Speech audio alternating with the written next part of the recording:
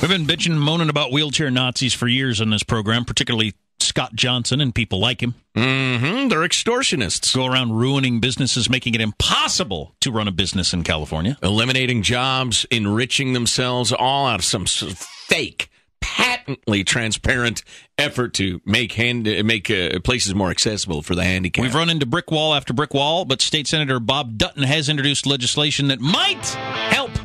Stay tuned. We're going to talk to him and we're going to talk to David Houston, co-chair for California Citizens Against Lawsuit Abuse, coming up next. Excellent. I hope they can make some progress. We'll see. You talk about injustice. Oh, my God. Welcome to the show. Glad you're here. Lots of good stuff to talk about. It is Friday. It is summer. That's awesome. Yeah. Listen, I try to stamp out hope whenever it appears because it just gets in the way. Tantalizes you. But there may be a little hope in our battle against wheelchair Nazi extortionist lawyers who crush businesses, crush dreams, put people out of work, steal money, and grow rich, all while pretending to stand up for the handicapped. It's it's an example. It's a symptom of California's completely dysfunctional government that it can exist, but it does. And we're trying to fight it, as are the good folks at California Citizens Against Lawsuit Abuse. And David Houston's the co-chair. He joins us now. David, how are you? Good. Good morning, fellas. How are you? Good. Very good. Understand you're getting some help from a state senator trying to get something done. What's up? Well, it's a cure that's been pushed around for years now and has never gained traction. We hope it will this time. The idea is you have a period to cure because, the laws are very complex. There's literally hundreds of different measurements in any given business that you have to comply with. And so it's very reasonable that you can be out of compliance by half an inch, 2 inches somewhere. And if that's brought to your attention, the idea is that you have 120 days to fix it. So if the mirror is 2 inches high, you lower the mirror. If the handrail is off by half an inch, you move it to compliance. And that has always seemed very reasonable to us. Of course, it shuts down the trial lawyer's money machine, so it's never gotten anywhere in California.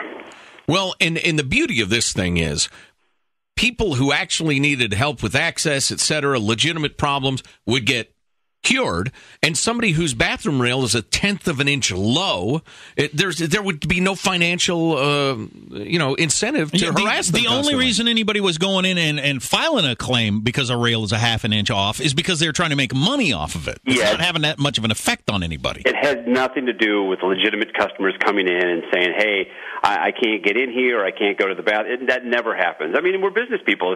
If someone comes in, back in the olden days, people would, if people had problems, we'd pick them up and carry them and move them around. I mean, these are our customers. We want them to be happy, Right. So it was never about, hey, this mirror is 1 inch too high and I'm really upset and I'm not coming back, because that never happened. It was always attorneys coming in with a camera and a measuring stick, and they would walk around and measure a bunch of key measurements. Usually, one of the favorites is the mirror, because everyone put the mirror too high, because no one knew that you had to have the mirror this ridiculously low. Because everybody standing wants to be able to look in the mirror. Yeah. It's just, I don't know how people do this for a living to make their money. I mean, you're so soulless. You're such an awful person. It's amazing to me how many bad people there are in the world that can live their lives, sleep comfortably at night, I guess, have a dog and kids and wife, and do this for a living, going around ruining people's businesses for cash. There's so many bad people in the world. Something needs to be done about it. This is the thing that I always say. There are bad people in the world, and some, I think a disproportionate number of those happen to be attorneys.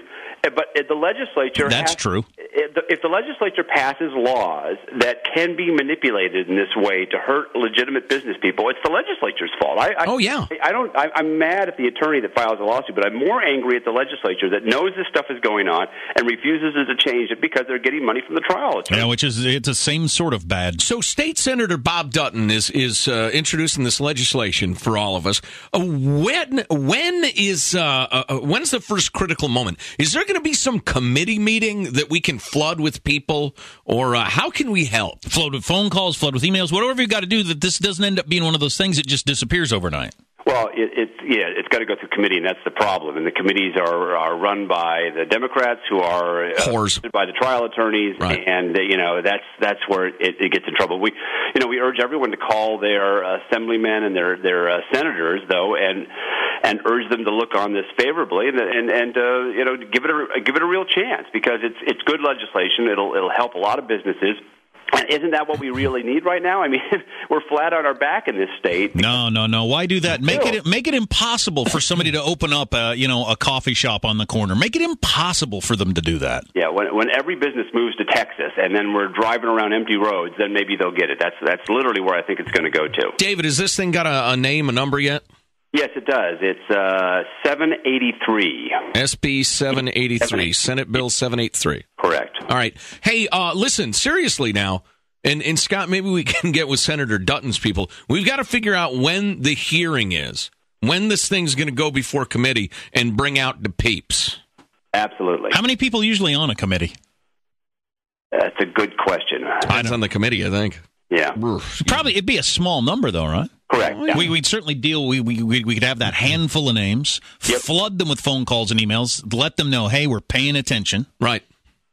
I think that's the only way to do it. It's not going to happen on its own. It's certainly not going to happen in the dark. If we shine the light of public awareness on it, then we have a good chance. Oh, yeah. Because it's such an easy win for the other side, too. Look at those evil right-wingers who don't like handicapped people. It's such an easy win for them. Yeah. So it's not scheduled yet, David? We don't know when the hearing is?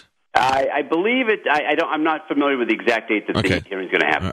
We need the exact date, time, and location, and we'll make a stand, all right? Yeah, absolutely. All right, David Houston, co-chair Citizens Against Lawsuit Abuse. Well done, David. Always nice to talk to you. Thanks so much, guys. All right, see you later, bud. Do you understand this? It isn't actually a handicapped customer who wants to go in and buy who knows what, who's filing a lawsuit because the railing was a half-inch too low. Right.